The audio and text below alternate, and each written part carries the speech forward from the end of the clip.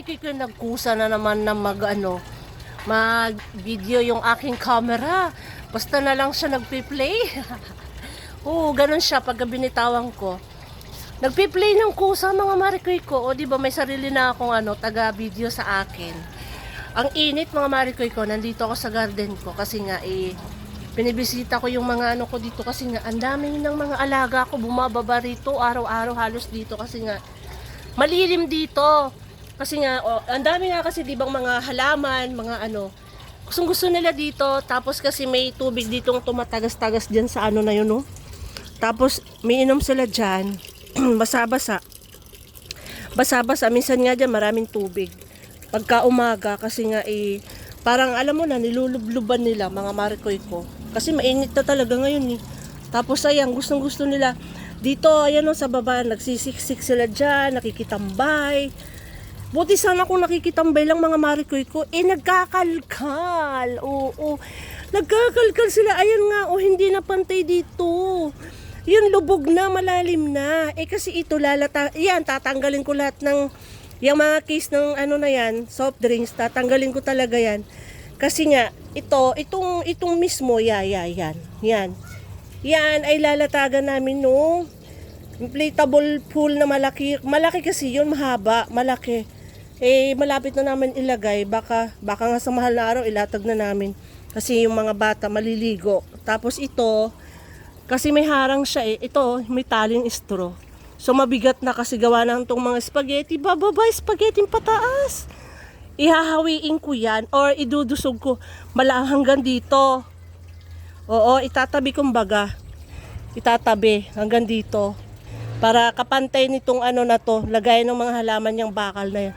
So, bali ito yung tali. Idudusog ko lang yan ng ganyan, di ba? Ganyan, mga Marikoy ko. Ngayon, hindi ko pa maasikaso. Pero pagka next week kasi, di ba? Mahal na araw na. So, ayusin ko to. Tatanggalin ko yan. Tapos, bubuhusan ko to ng lupa para magpantay nga. Kasi malalim na talaga. Gawa ng kinakaskas nga ng mga alaga ko.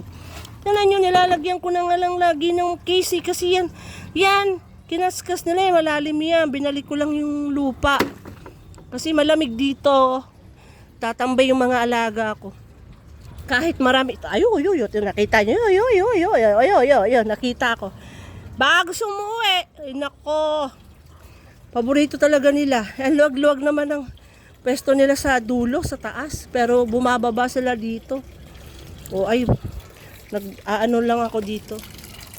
Nag-iikot-ikot lang. Ayun namunga na yung aking sampagita. Naglaglagan na ngayon mga bula-bulaklak. Gusto ko kasi yung amoy ng sampagita, super bango mga Marikoy ko. Tingnan nyo naman sa sobrang mga water plants. Oo, ito photos, tingnan nyo naman, naninilaw na. Diba? Tingnan nyo, nasusunog na yung dahon sa sobrang init. Tapos ito, tingnan nyo, naninilaw-nilaw ng konti. Pagapang din yan. Tinanim ko lang din yan dyan, galing yan sa nanay ko diba, tingnan nyo naman, dilaw na ganyan sila. Ito, mga photos yan, sobrang lapad diba. Kaso dilaw-dilaw na yung dahon sa sobrang init nga. Ayan. Napakainit ng mga Marikoy kasi nga summer na, diba? Summer na, so talagang expected na natin yan na yung mga halaman natin may malalanta mga Marikoy ko. Yung kalamansi, ang dami bunga pa. Namumunga si kalamansi. Marami dami mga bunga. Diba? Tapos, alam niyo ba, itong aking binaba ko na. Ito snake plant ko. Ayan. Binaba ko na. Napakataas. Kasi sayang, di ko nadidiligan. Kawawa naman. Pero itatransfer ko kasi sobrang dami na. Transfer ko yan sa another paso. Ayan, Ayan. Ang haba, di ba? Napakahaba niya mga Marikoy ko, Tapos, iyan. Nasa maliit lang naman na paso. Pero pag yan ay naghahabaan, itatransfer ko rin yan. Manghinayang ako kasi, di ba, nung tayo nagtanim ng maraming halaman nung during pandemic, di ba sobrang dami. Tapos nung nawala na si pandemic, parang nawala na rin sila, naitsupera na. marami ng halaman yung parang hindi na nabigyan ng atensyon ng mga may-ari kasi nga nag-busy na, may work na. Ako kasi hanggat maaari, kahit naman ako busy, marami tayong ginagawa. Ayaw ko hanggat maaaring mawala yung mga yan kasi nga nagbibigay silbi ng ano sa atin yan, lilim, yung lamig sa kapaligiran, syempre nag-absorb yun ng mga dumi, alikabok. O, ayan o. Mas mataas pa ngayon. Sabay yan sila eh. Sabay sila. Ito yung kasama niyan. Dalawa kasi talaga yan sila. Pareho pa sila ng kulay. Yung isa, yung kulay ng paso, tinan nyo, mukhang bagong-bago pa. Pero itong isa, itinan nyo naman. O, di ba? Paid na yung isa, o. Paid na yung kulay. Pero hindi siya ganun kataas. Pero isa, as in talagang tumaas.